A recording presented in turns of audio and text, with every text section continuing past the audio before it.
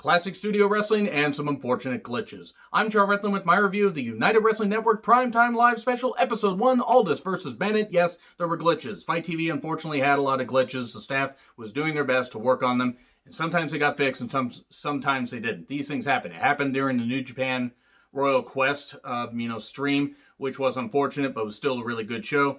And, I did the 4-pack special for this because I wanted to support these talents. I like some of the NWA talents, and I heard of some of these talents by reputation only, and a couple of them I actually have seen live, and I'll talk about that here in a little bit. But I'm not that familiar with some of them, so you'll forgive me if I don't know the backstories of them. I do apologize for that in advance. Link me some matches to some of the people I'm not familiar with in the comments, or tell me where I can find them, and I will absolutely try to check them out as best I can. So, Marquez welcomes us. Chris Dickinson. Heard his name? Tell you right now, he's as good on promos and in the ring as he was on this night. I am all on board with seeing more of this guy. You know who I am.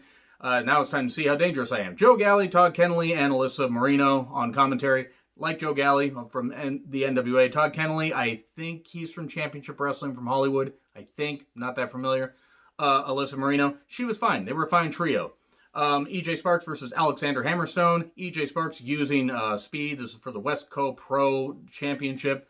Alexander Hammerstone's a goddamn star. I don't know how a bigger company has not snatched him up, in all seriousness. I know he's signed with MLW, but seriously, how has Japan not fucking called this guy? This guy can fit in anywhere. He is really that goddamn good, and he's great in front of whatever crowd or no crowd. He's just absolutely great. But yeah, quick offense from Sparks, but huge power from Hammerstone.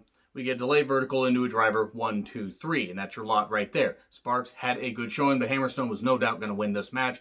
And then we get Aldis being interviewed about the title match with Mike Bennett. They're both family men. This is what the title means to both of them, and he's going to fight tooth and nail to get it. And we get Jordan Clearwater from New Japan Strong, at least recently what I've seen, versus Will Alday, who wants to be called the main event. Will Alday. Heard the name, hadn't seen him before, impressed with him, hit some good power moves, and hit a very impressive suicide dive early on. Very nice frog splash early on as well. Spinebuster from Jordan Clearwater, some really good stuff. He eventually hit his big boot, the Midas touch, 1, 2, 3, and so far, so good. Yes, despite the glitches. Once again, the glitches. But the match quality, these guys are delivering. And then we get to the women. Heather Monroe with Halston Body, who's a big guy with glitter on his face and a glittery robe and everything. And the Killer Bay fan, can't really do the fan thing, because Heather Monroe is Killer Bay. She was actually in the main event of the last indie show I went to before everything, unfortunately for the pandemic, went to shit, and got to meet her. Really, really nice and really, really good in the ring. Took on Liza Hall, I believe, Without a Cause Wrestling. That's a local promotion, 1 city south of me. Support your local indie wrestling as it comes back, guys. Let's do what we can to support these talents that are beating their bodies up, and let's bring wrestling back bigger than ever. And then she took on Camille, who I always said was Camille, and from NWA and everything. And I'm glad to see some of these talents actually being featured, because I've been starved for watching NWA wrestling, at least the modern age of NWA wrestling. I've had to dive into the WWE Network to catch Jim Crockett promotion stuff. Camille, I'm very impressed with. I follow her on social media, and she has put in so much work. She's cut, she's ripped to shreds. Heather Monroe's a great goddamn heel, and used her manager as a distraction during this. It was the power of Camille.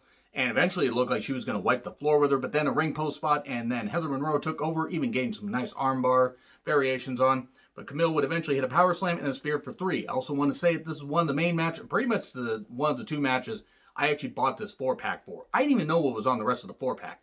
I just wanted to see these 2 women kill it. And they did. They put on a really good match. This is enjoyable. I like this. Hats off to both of these women. I don't wear a hat, but if you have a hat, take it off to the women. So we then get Eli Drake. Let me talk to you. It's nice to be back, is what he's basically saying. He's been on the sidelines for a lot of months.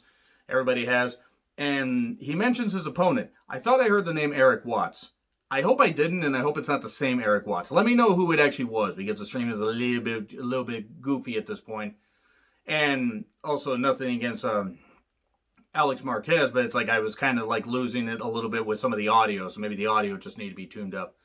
But Eli Drake cut a really good promo and everything. Happy to be back, so it's good stuff. Thunder Rosa versus Priscilla Kelly next week. Okay, you got me there, because that's actually the one of the first matches I saw at one of the first indie shows I went to. Thunder Rosa versus Priscilla Kelly at the first ever Without a Cause show. Little side story, actually. If you search for it, it's called A Seat at the Table from October 2018. if you see Thunder Rosa make her entrance, and you see her dance with somebody, yeah, that's me. She decided to make me part of her entrance, which was really cool. Thunder Rosa was very nice, and so is Priscilla Kelly, but both these women are going to kill it. Thunder Rosa doing a great job at AEW All Out, and a great, great job as NWA Women's Champion. Can't wait to see what else she does. And yeah, I'll be interested to see that. Now, the Tribe. This is a team I'm not familiar with. The Hawaiian Lion, the podcasting line, no, not that. And the Navajo Warrior versus the Wolf Zaddies. Why is Zaddy a word? Big Dude Tito and Che Cabrera. I'm not familiar with either of these teams. It was just a power battle. One, I believe it was Alyssa Marino said, Latino meat. Okay, big pop right there. That was good stuff. And it was a power battle. Stage bump. Looked like it really hurt. That stage bump looked like it hurt. But they didn't do the time limit countdown, and the referee just called the time limit, and everybody got confused. It was very, very odd. That being said, decent power battle. Maybe I can see more from these teams and get familiar with them, but it was okay. Wasn't bad. It wasn't great, but it was okay. Mike Bennett promo. He's focused. He will leave with the championship one way or another. His wife, Maria Kanellis, is there. Maria Bennett. Miss Bennett, as they were calling her, kind of makes her sound like a spy.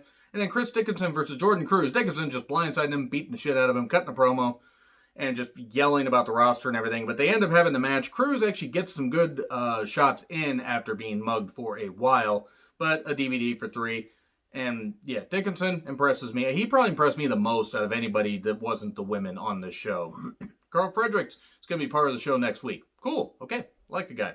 And then we get Dan Joseph versus Levi Shapiro with Howdy Price. Who? It's like if Dutch Mantel, got massive. And I got nothing against the guy, I'm just not familiar with him. It's a U.S. television, or United Television Championship, sorry.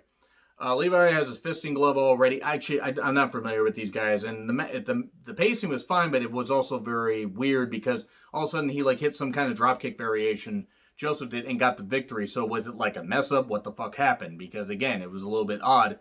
It was very, very strange, but it was weird because apparently I guess Dan Joseph has beaten this guy a whole bunch of times, and then Levi's beating him up afterwards, so it was a little bit odd.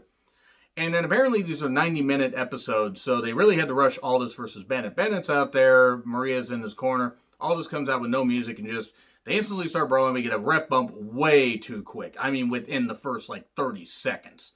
And then we get a tombstone on the ramp. Camille comes down to take Maria out, of the equation.